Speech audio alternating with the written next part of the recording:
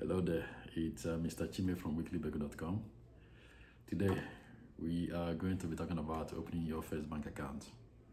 You might be asking, hey Mr. Chime, why do I need to open a new bank account? Well, my friend, if you don't have a bank account and you're stepping out there into the real world, especially after you've gotten your own apartment and you have a job of your own, you need a bank account so that you could have money coming in and out, because without it, you won't probably get anywhere in this country.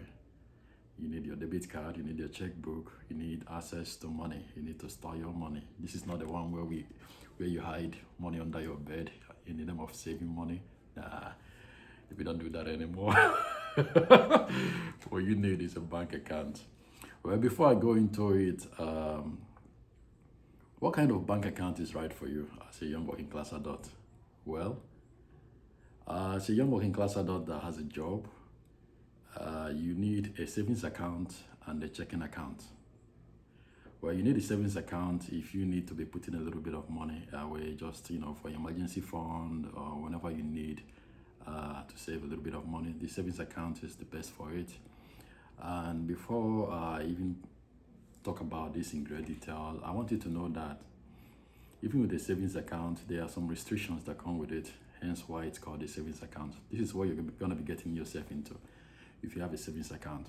Well, firstly, almost all banks that have a savings account for young working class adults, or any adult for that matter, they want you putting and taking out money from a savings account a few times a month.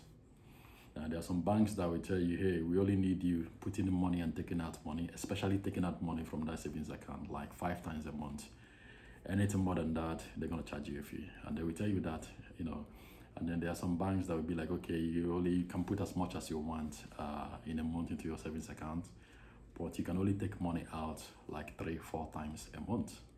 So if you're going to have a savings account, you have to inquire about how many number of times you're allowed to withdraw your money whenever you want. Because just because you owe that savings account doesn't mean you can take in money. You can take out money anytime you want. It doesn't work like that. Banks are very strict about their savings accounts because they want to help you achieve the objectives of having a savings account, which is to save money, right? So them charging you money when you exceed the number of withdrawals you have for your savings account is a way of motivating you to put money into your savings and leave it there, right? So as a young working class adult that has a job and all that necessary expenses that you take care of, if you're going to have an account that requires money coming in and leaving whenever you want, then a checking account is the best account for you. Now, what is a checking account? Well, it's the kind of bank account for everyday activity. What do I mean by everyday activity? Like for your daily expenses. Say if you're paying rent, if you're craving coffee right now and you want to have 10 cups of coffee in a day, a savings account lets you purchase as many coffee as you want. There's no restriction in that. It also comes with a debit card. Now with a savings account, you cannot get a debit card, right? You can also get a checkbook. You can only do that with a checking account, and that's why you need that as an adult that is working really hard. So that if you want to write out a check for a certain expense, you could just write out a check from a certain expense because you have a checking account, and the checking account tend to come with a debit card and a checkbook, right? Now let me tell you a story. Just because you have a checking account does not mean that it does not come with fees. That was the mistake I made when I first opened my first account. The account that I opened was with this Federal Service Credit Union, and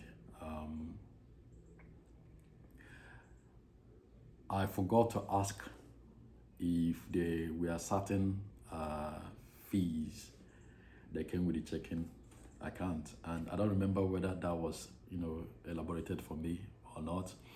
But what I knew was at the end of the month they were deducting money for maintaining that checking account. They were charging me up to $25 for having that checking account, and it wasn't even a business account, it was just a normal checking account. So after a while of paying $25 just to maintain the account, I just got tired of it. Because this was in my 20s, right? As a young working class adult in your 20s, I mean, most of us are not even making enough to give that amount of money just to maintain that account, right? So, I went back there to the bank and I asked them, I said, hey, I thought to have a bank account, it has to be free, right? Because I'm already putting in money into the bank account. Why are you charging me to maintain the bank account? I said, I don't understand. Could you break it down for me? And that's when the banker told me, hey, the kind of checking account that you went for is the kind of checking account that charges you money to maintain. I said, oh, wow. I said, do you have a free one? And he said, no. Their bank at that particular moment, when I was banking with them, only offer a checking account where you get charged to maintain that checking account. Why am I telling you this? Well, unlike me, you might get a bank that charge you less or higher to maintain a checking account, but then there are some banks that don't charge you to maintain a checking account, and those are the kind of banks that I want you to go for, right? If you're opening your first bank account, you have to go to a bank that won't cause unnecessary stress to you, especially one that won't charge you to have a certain privilege. Like, let's say the one that I opened an account with, having a checking account, and now I'm being charged $25 to maintain that checking account, even though I was barely living above poverty lines. Could you believe that? Well, for you, as a young working class adult, if you're gonna get that savings account that I told you, so put your money aside every month once you get paid, and the checking account to help you pay for most of your monthly expenses, always go for a checking account that will not charge you an arm and a leg to maintain the account. It's not even that. Even if they're charging you like $5, do not even go for it, because at this particular point in your life, I do not think there's any reason for you to be paying money to maintain an account with a bank when there are banks out there that will give you the same account type for free. Do you agree? Well, so if you're going to be going for that bank account type that I'm telling you, which is the savings and the checking account, just make sure that you're going for a checking account that is free of charge. Once you create that, you have access to a checkbook just in case if you need to give out checks for rent, or if you're gonna have obviously a debit card for your daily expenses, right? Like you say, if you want to put gas in your car, you can just take out your debit card and put gas as many times in the day that you want without you being penalized for that. Does that make sense, my friend? Okay. Now, having said that, what kind of documents do you need to go open a bank account? Well, when you're ready to go to that bank, because I want you to go search the banks in your area and make sure that it's a bank that is almost nationwide, so that if you find yourself in another state, you can be able to make financial transactions, right? Now, if you want to stick with local credit unions are very good too. However, just make sure that you can use their debit card outside of the state that you're in without getting them locked, because there are some local banks out there. Once they see that you're using your debit card outside of the state that you're in, they automatically activate the anti-thief mechanism, which shuts down the debit card, because they probably think somebody stole your debit card and is using it in another state. I know it's ridiculous, but banks have a way of protecting their interest. So just make sure as you're going in to get this bank account that you're getting it in a bank that is easily accessible, right? I know that if you read some of my articles on the Weekly Bagel platform, I always advocate for online bank accounts, but at the same time, I want you to go to a bank, at your age now, right now, as a young working class adult that is still trying to figure it out, a bank that you can easily have access to. Let's say if there's an issue, you could call them on the phone, or you can actually go to the physical location to have that issue resolved, right? Now, what kind of documents do you need when you are going to go get this bank account open for you?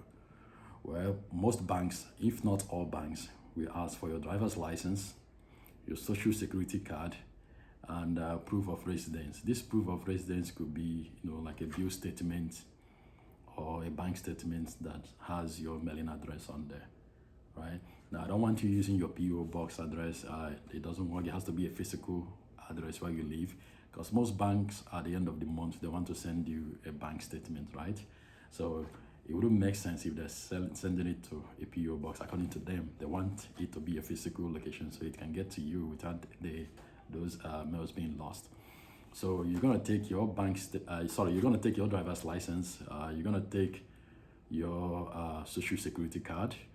You're gonna take perhaps your a light bill that has, your address on it, or any other legal document that has your address on it. And above all, you're gonna take some cash. And what is this cash about? Well, this cash is to help you open a new bank account.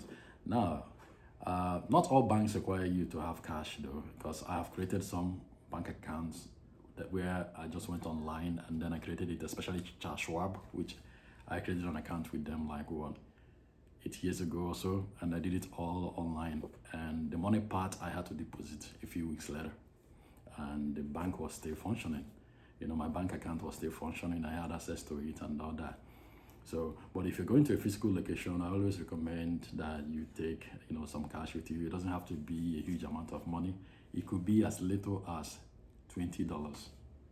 I know there's no limit to how much you can take. Obviously, you can't take $1 with you because that in itself would be ridiculous, especially since some savings account requires you to have a minimum of $5 on it, right? You could take $20 with you. Do not be like me. You know what I did when I first created my first bank account? I took $37 and 50 something cents. So I had the $37, right? And then some coins with me. So when I walked in there and I was telling the lady that I wanted to create, an account with them, the checking account that I told you that I created that was costing me money monthly, I gave the lady my documents, social security card, driver's license, proof of residency, which was from a light bill statement, and I took out my $37 and 50 something cents, and I just poured it on the ground, and there was a lot of it was just a lot of was dimes, and 1 cent. It was making a lot of noise, and that lady was giving me the evil eye. She was like, she gave me the look of, oh, who the hell is this? I mean, didn't somebody tell him that, hey, that $30 alone could just do the job? Why does he have to bring in all these little coins? And she gave me that look. I didn't care. It was my money. $37 and 50 something cents. I wanted every single bit of that money, that hard-earned money inside that checking account. But for you, if you're someone that gets very embarrassed about things like this, just take $20 cash with you or $30 cash. It doesn't have to be some money and a little bit of coins, because once you drop that coins on the table, whoever is the banker might give you that look like, this person is a very interesting person. And there's nothing wrong with being interested. I'm just saying, do not be like me. You understand? Anyway, these are the documents that you need to open a new bank account. Yeah, your driver's license, your social security, and maybe birth certificate. Like, let's take for instance, if you don't have a driver's license, you could take your birth certificate with you, because that birth certificate is going to show that yes, you are the person creating the account. This account is going to be for you. You could take your social security card too, and any other thing that has your address on it. That's the only documents that some banks want. Now, let me tell you this. Some of these online banks that we have nowadays, some of them don't even require you to upload anything. Take for instance, like Sophie. You could easily go in there and then create a bank account. They don't even require you to put money in that newly created bank account that you have until you're ready for it. I actually have a Sophie account, and I remember when I created an account with them, I didn't even I didn't upload a copy of my driver's license. I didn't upload a copy of my social security. I didn't upload a copy of proof of residency. I didn't even put cash in there. I just fill out my legal name, my address, and then my social security number, and that was it. An account was created. But you starting out, I want you to go with a traditional brick and mortar bank. What do I mean by this? I mean banks with physical location, so that when you have an issue that needs troubleshooting, you can easily walk into the bank and have one of the cashiers, take care of you. Now, which bank account is best for you? Well, I think it depends on your need. Every young working class adult in different stages of their journey as young working class adults have different kinds of financial needs, right? Like if you are in a survival mode, you're living paycheck to paycheck, I say do not go for anything that is gonna cause you stress. Take for instance, what I did with the checking account that was charging me $25 every month. Me living then in survival mode, it was very difficult for me because sometimes I don't even have money in that checking account and I will still be charged the $25, and that's additional debt that I'm getting in with the bank. And that means whenever I got paid, then the bank automatically deduct the $25 fee. And it got to a point where they called me, they started calling me and be like, hey, you have a negative balance of $25. And I'm like, how do I have a negative balance of $25? I've always been aware of spending more than I have. And then it turned out that the negative balance was just from the fee that they charged me. Can you believe that? Well, some banks will do that to you, especially if you get a bank account that is not the right type for you at the current stage of your journey. So that's why I say that if you are gonna go about, opening a bank account, make sure that you're considering where you are in life, so that when you create the bank account, it's gonna be a bank account that is gonna match your journey at this particular point. Now, later on down the line, years later, if you are financially buoyant and you can be able to afford a checking account that will charge you $25 fee just to maintain it, then you could go for it. But now, as a young working class adult that is starting out, you're gonna go for the most easily accessible bank, not just the most easily accessible bank. You're gonna go with bank types that will not charge you a fee to maintain an account with them. And that's all I've got to say to you today. So be sure that when you're choosing your bank, you are very selfish about that. What do I mean by selfish? That you are getting a bank account that is going to help you accomplish your financial goals. That is not going to be an additional stress on you. Do not make the mistake that I make by trying to get a checking account that was charging me $25 per month because I was very naive. That's why I'm here, and that's why the other personal finance platform, we are telling you guys, hey, you do not have to get a bank account that is going to cause you stress. Go for what is going to help you during your journey to be a better person. That's all I've got to say to you today. I remain yours faithfully, Mr. Chime. I will talk to you later.